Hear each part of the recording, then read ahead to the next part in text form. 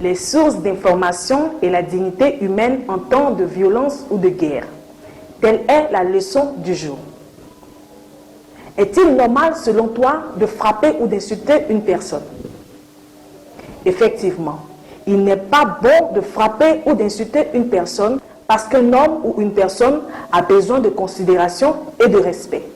C'est ce que l'on appelle la dignité humaine.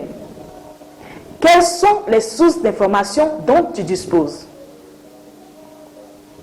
Très bien, il y a la télévision, la radio, l'Internet. Ok, très bien. Sache qu'il existe encore plusieurs d'autres sources d'information. Nous allons les classer.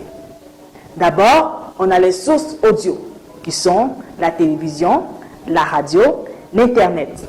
Ensuite, on a les sources orales. Ce sont les témoignages des personnes ou les récits des personnes.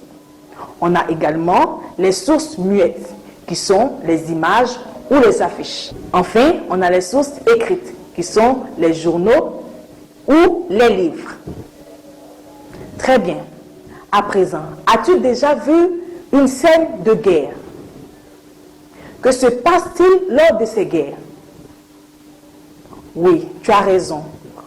Lors d'une guerre, on assiste très souvent à une scène de violence, telle que frapper une personne, la découper, la traîner par terre. Tout ceci est une sorte de violence. Il existe deux sortes de violences. Ce sont les violences verbales et les violences physiques. Les violences physiques, c'est lorsqu'on frappe une personne. Les violences verbales, c'est lorsqu'on dit quelque chose de méchant à une personne. Tels sont les types de violences. Mais il faut éviter d'avoir ces types de comportements. Parce que en les faisant, en frappant une personne ou en insultant une personne, tu diminues cette personne. Succès assuré.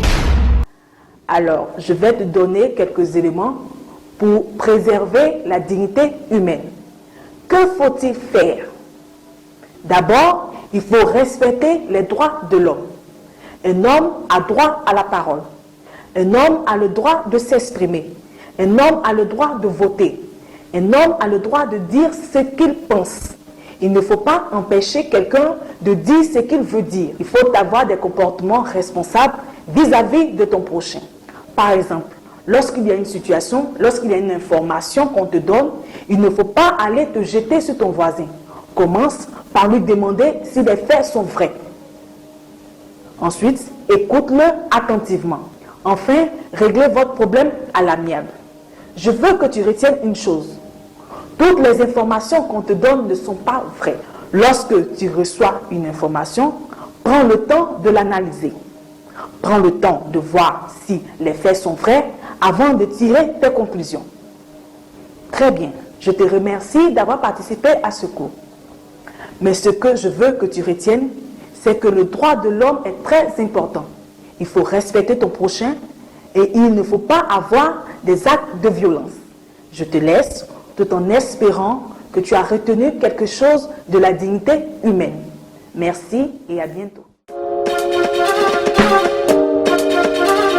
Succès assuré.